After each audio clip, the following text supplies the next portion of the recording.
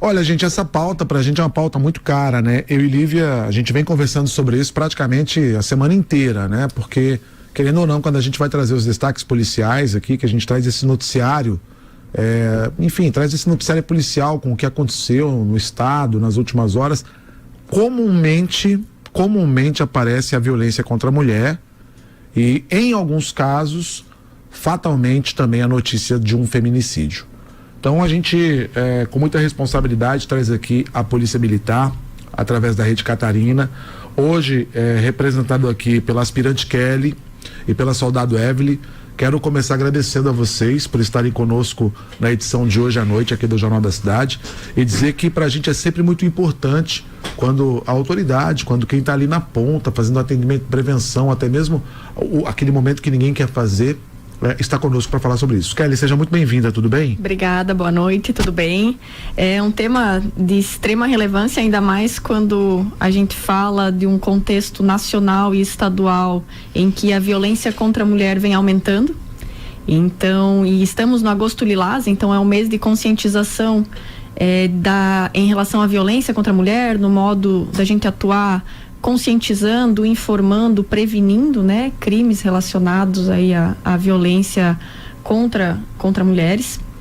E a Polícia Militar, por meio da Rede Catarina, faz um trabalho excepcional já desde 2017, que foi o ano de início do programa na instituição, e diariamente a gente atende diversas situações e ocorrências em que mulheres aí são vítimas tanto feminicídio, lesões corporais, ameaças, situações de perseguição, enfim, um contexto bem amplo aí de violências, né, que elas sofrem.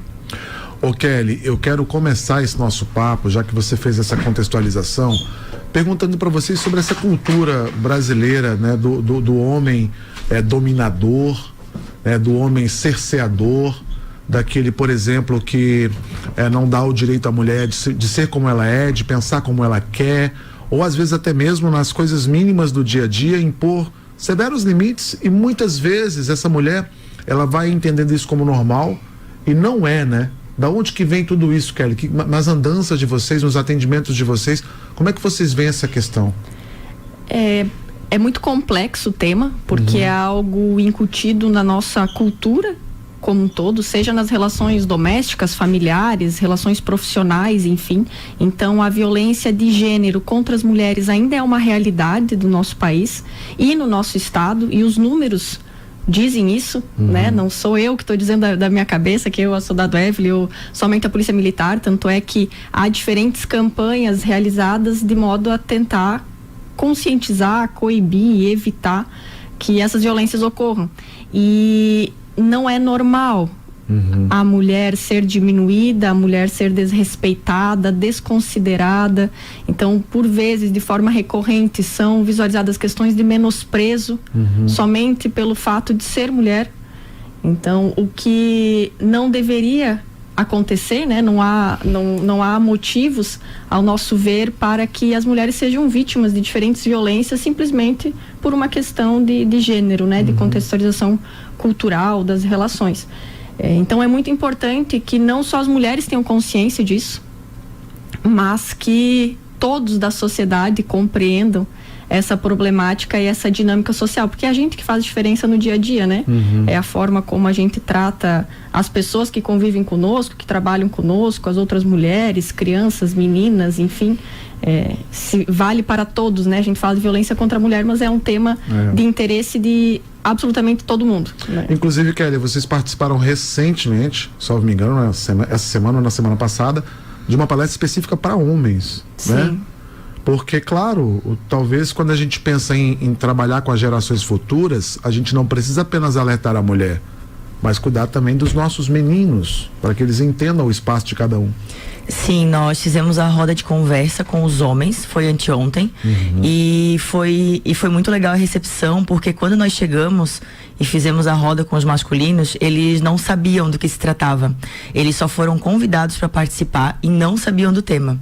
Aí nós chegamos no local, né, nos apresentamos, começamos a falar do programa, e eu achei bem interessante porque quando nós começamos a falar, por exemplo, os tipos de violência que são praticados contra as mulheres, a maioria pensava pensava que só existe a violência física, quando na verdade temos a violência física, né? Violência psicológica, moral, sexual, patrimonial, e agora então por último, que foi aprovado em abril, certo?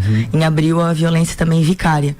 E foi bem, a recepção deles foi bem legal, eles prestaram bastante atenção, foram bem participativos. A roda de conversa teve duração de 2 horas. E eles acharam legal uma mulher falando sobre isso. Sem dúvida. Porque foi, inclusive, o grupo Raízes, que é um grupo que também atua em Trombudo Central, e eles falaram que sempre ouvem homens. E para eles ouvir uma mulher falar, disseram que abriu a cabeça deles, fizeram eles pensar de um modo diferente do que ouvir um homem falar sobre o assunto. Ô Evelyn, eu sei, e aspirante Kelly, que vocês têm uma responsabilidade muito grande por estarem aqui como policiais militares. E ao mesmo tempo também eu já deixo vocês muito à vontade também para, caso não possa responder, não tem problema. Mas eu quero trabalhar aqui algumas situações com vocês para vocês me contarem como é que é no dia a dia. Por exemplo, é uma escalada, normalmente começa com uma agressão verbal, com um xingamento, com a diminuição, e estatisticamente isso vai evoluindo ao ponto de chegar na agressão física? Sim. A maioria das ocorrências que nós atendemos, né, na Rádio Patrulha, as vítimas, quando elas chamam a viatura, geralmente é que já sofreram a agressão física, né?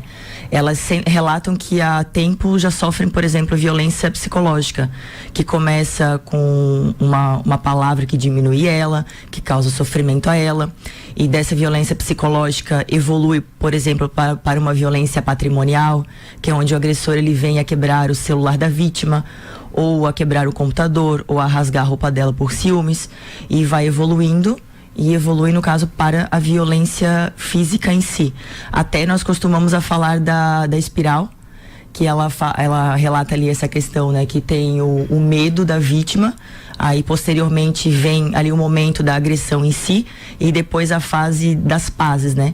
E isso vai evoluindo, e cada vez o lapso aí de tempo entre essas questões, ela fica menor, e cada vez ela vai piorando, né? Porque, no caso, na fase ali das pazes, o homem diz que vai mudar, que nunca mais vai acontecer, e retorna. A fase da tensão da parte da mulher, novamente a parte ali da violência praticada de alguma das formas, e a parte ali, no caso, que eles brigam novamente, que o homem pede para fazer as pazes novamente. E esse ciclo se repete. Kelly e Evelyn, essa frase, ela é muito repetida, a seguinte: eu não vou me separar dele porque ele é o pai dos meus filhos. Eu não vou separar dele porque ele me ama e porque eu amo, porque eu acredito que ele vai mudar. Isso é muito comum no dia a dia de vocês?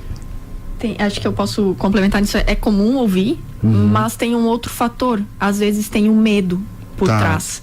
E acredito que isso reprima ou coíba muitas vezes a mulher de tomar uma iniciativa e enfrentar daqui a pouco uma separação, fazer o pedido de uma medida protetiva, sair de casa, ou um receio em relação à proteção dos filhos, medo de que o companheiro possa fazer algum mal para os seus filhos. Então ela vem, muitas vezes acho que ela se coloca como responsável também, no sentido de evitar novas agressões ou proteger outras pessoas que ela ama, né? Isso. E também em alguns casos porque a mulher ela é dependente do homem, então ela tem muito medo da separação e ela não saber como lidar após isso, porque muitas mulheres não sabem que tem uma rede de apoio, né? Após ali elas fazerem o boletim ou fizerem o pedido de medida protetiva, então elas não sabem e elas não comunicam com medo de se separar do agressor, não ter dinheiro para cuidar delas ou para cuidar dos filhos, né?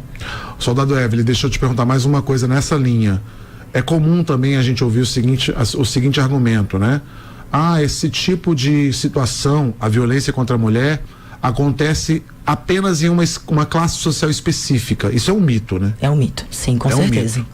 Todas as classes sociais? Todas as classes sociais, nós atendemos ocorrências com todas as classes sociais. Isso não se remete só a uma classe social. Então é um fato, né? Quando a gente olha para essa situação, imagina que seja uma coisa das camadas mais inferiores, nada disso, pessoal. Isso acontece realmente em todas as camadas sociais E em todas as faixas etárias também, né? Exato, questão de faixas etárias, independente de condição econômica, ou condição econômica, idade, ou mesmo mulheres independentes também acabam passando por esse tipo de situação. Então, não necessariamente tem um grupo específico, né? Soldado Kelly, aspirante Kelly, desculpa. Uma outra questão. A gente normalmente também gosta de dizer o seguinte: isso não acontece comigo ou com a minha família, isso sempre acontece no vizinho ou na cidade de lá. Eu estou chamando essa fala porque nós temos em Itapema uma quantidade muito significativa de mulheres hoje que são atendidas pela Rede Catarina, né? Sim, o programa Rede Catarina, atualmente, ele conta com, eu trouxe até a quantidade exata aqui. Nós temos um total de 361 medidas protetivas ativas no município de Itapema, e nós temos 137 com botões do pânico ativado. Porque toda vítima que ela faz o pedido da medida protetiva, ela tem direito ao botão do pânico, que é um aplicativo que a Polícia Militar ela oferece, né, de forma prática, gratuita. Ela baixa no telefone dela, e a partir do momento que ela aciona o botão do pânico, é emitido um sinal de alerta na nossa central de emergência, central de ocorrências, né, onde nós recebemos ali a ocorrência. É emitido um alerta na central e automaticamente, de acordo com o telefone da vítima, nós temos exatamente a localização de onde aquela mulher está. Por exemplo, tem muitas mulheres que me perguntam: mas se eu ativar o botão do pânico que eu não estiver em casa? Mas não, a gente cadastra ali o endereço da casa dela, mas a partir do momento que ele é acionado, ele vai dar a localização no momento do local onde a vítima está. E é bem interessante também falar sobre a medida protetiva, porque antes ela tinha duração de 6 meses e depois ela era revogada. Ela só era prorrogável caso a ofendida, a vítima, pedisse a prorrogação dela. Atualmente, a medida protetiva, ela é vitalícia. Ela não tem prazo de término. Ela só é revogada caso a feminina ela peça a revogação. Caso ao contrário, ela é vitalícia. Evelyn, Kelly, olha só, uma outra questão que vai muito em cima disso que vocês colocaram, e aí eu vou usar o fato de vocês serem mulheres, tá? Quando a medida restritiva é feita, quando o botão do pânico está disponibilizado, vocês já enfrentaram uma situação de feminicídio, de óbito, mesmo com essas questões já postas? E qual foi o sentimento de vocês enquanto agentes da Polícia Militar, coibindo esse tipo de situação, prevenindo esse tipo de situação? Eu particularmente não tive situação dessa natureza ainda, enfrentada diretamente. Acho que até porque eu tenho pouco tempo de polícia militar para ter essa experiência. Evelyn, não sei se já teve alguma vez específica? Em Rede Catarina não, somente na época da Rádio Patrulha, né? Sim. Inclusive... Mas é revoltante, né? É revoltante, e por mais que a nossa atuação é estritamente profissional nesses momentos, né? Tentamos ser imparciais e etc, tudo aquilo aplicar que a lei como ela deve ser, aplicar a lei como tem que ser, ter uma postura profissional, ética. É inevitável que os nossos sentimentos enquanto pessoa estejam presentes, né? Então, obviamente que dependendo da situação que é atendida, causa sentimentos aí de indignação, de tristeza, de revolta, e a gente vê a realidade que a maioria das pessoas no dia a dia não costuma ver. Sim. Então, obviamente, entristece. Olívia, olha que situação: 361 medidas restritivas em Itapema, 137 botões do pânico ativos. Isso. É muita gente, né? Muitas. É muita gente. E diariamente chegam medidas protetivas. Diariamente nós recebemos. Um exemplo, segunda-feira nós recebemos 7. Só na segunda. E aí tem homem que fala assim: mas por que não tem Maria da Penha para homem, né? E essas questões que deixam a gente nervosa quando escuta por aqui, mas tem gente falando isso aí. Me parece que é um pouco de incompreensão sobre... É que eles acham que é a mesma proporção, né? Que na mesma proporção em que uma mulher recebe algum ato de violência, o homem também recebe. Gente, não. E ninguém tem salvo-conduto para agredir, ninguém tem salvo-conduto para matar. Mas é muito maior, absurda, né? É muito maior. A gente escuta todo dia, né? Quantos casos você escuta de mulher que matou o companheiro?